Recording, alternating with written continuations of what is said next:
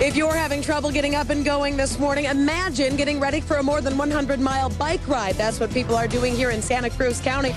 That's right, free Wi-Fi internet access. Thanks, Kristen. And it's really actually quite quick. I'm here on the website of the airport right now at First Light, which is right about now. They're going to be sending up some helicopters and dropping water and flame retardant on Angel Island, hoping to get a handle on this fire. Alan, the security is so tight that I've already gotten into a couple of disagreements with the Secret Service about whether or not I could stand on a public street. He just arrived here at this home in Piedmont, and we are warming up this morning. I'm Makovec in for Mike Miko with your AccuWeather forecast. We'll let you know where you can find the sunshine today coming up.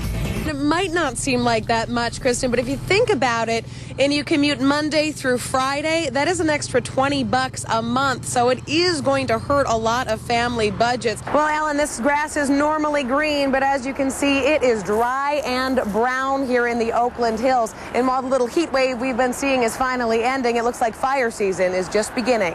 It was honestly tough to keep a dry eye here at the Oakland International Airport this afternoon as members of the California National Guard returned home. 90s everywhere, as you can see. We have not put the triple digits on this map yet, but going to be flirting up there with the 100-degree mark in some of these areas. 98 in Fairfield, 98 in Livermore. Definitely pool weather. And then moving down to the Monterey Bay, it's going to be gorgeous there as well. 76 in Santa Cruz, a little bit of haze there, and of course a little bit warmer inland. We're looking at 89 degrees in Hollister. Let's go ahead and take a look at your 7-day forecast. This is what remains of the only other building that was lost during this fire. It's Jimmy's workshop, and it's a good example of exactly how erratic this fire was, because as you can see here, just a few yards away, that home is untouched.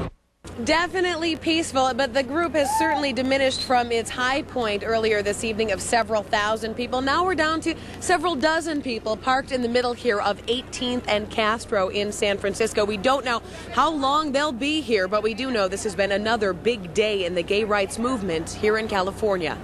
You guys for doing this. It's been a windy road for this group of protesters who found themselves in the middle of this Castro District street. No one knew what to expect this evening with a loosely planned march down Market Street through the heart of the Castro to a rally in Dolores Park with a passionate message on Prop 8. You can't give us rights and then take them away. Right. Never. The marchers then left police playing catch-up, marching back to City Hall and back to the Castro again. What do we want? Equality! And while some ended up dropping off, it's clear the fight continues long after Tuesday's Yes on 8 vote. I was proud to be an American electing Barack Obama. I was ashamed to be a Californian.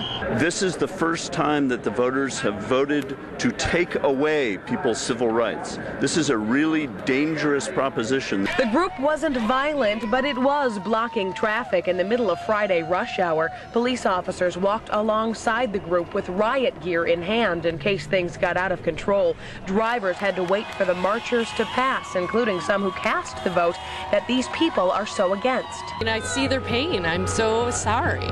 But it's America, and we vote on things, and we didn't run a negative campaign hurting people. We were just explaining our side of the story. David Vidauer helped organize this grassroots event. We got the word out on Facebook, and then it spread like a wildfire. A movement reinvigorated again. We got a little bit too comfortable when we got the right earlier this year. We didn't think we'd have to fight for it anymore, but now that we got it taken away from us, we're all rallied up again.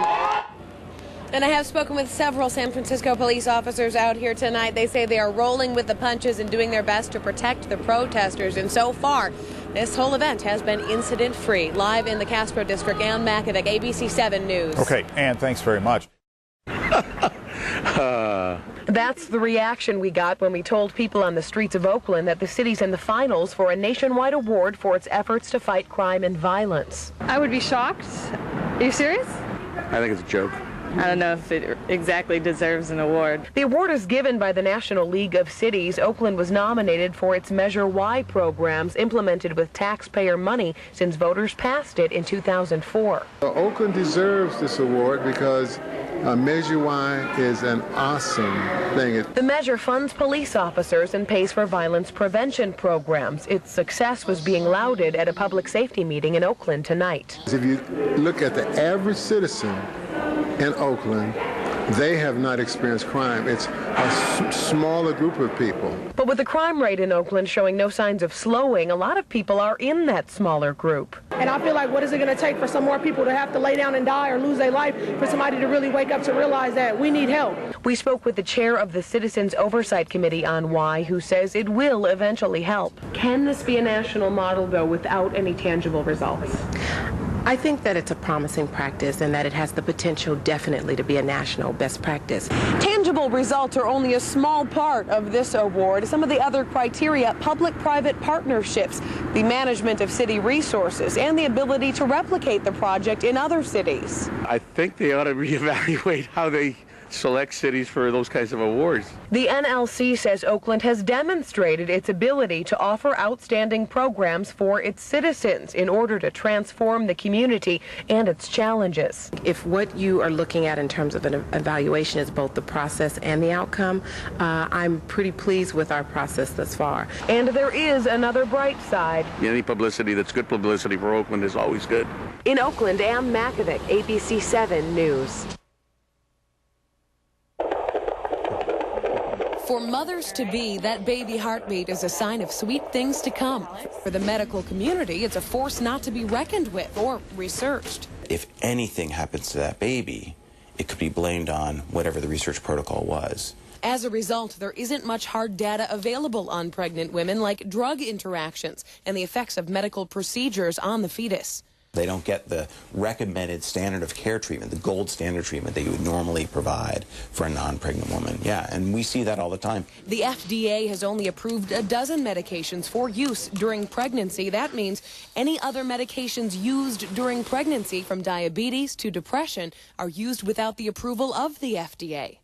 When you're pregnant, nothing's simple. Sometimes they let the choice be mine, and they sort of give you the research that's out there. I mean, it would be nice if there was more. The guessing game is difficult. But for an expectant mother, being part of a research study can be a bit taboo. I certainly wouldn't be the first in line to get testing. Obviously, there's a certain amount of risk involved when you participate in any kind of research study. I would be interested, but I also am concerned about, you know, the safety of the baby. So I understand why it's a difficult topic. And even if they are interested, doctor and economist Aaron Coffey says there isn't much incentive for researchers. You get one bad outcome, and gee, you did demonstrate the effect, but oh gosh, you found this horrible thing, and it may or may not be associated, right? Because these are rare outcomes we see in little babies. So it doesn't make a lot of economic sense if you're a drug company. We checked with the organization Pharmaceutical Research and Manufacturers of America, and here's what they had to say. Quote, obviously, for ethical reasons, you cannot include pregnant women in clinical trials. What's more, it's very difficult to obtain permission from ethics boards to conduct such trials, end quote. Dr. Coffey says it needs to start with a public push. So you start having bigger and bigger populations, and then those people will ask questions and push the agenda, make their doctors ask the questions and push the agendas. At UCSF, Ann Makovec, ABC 7 News.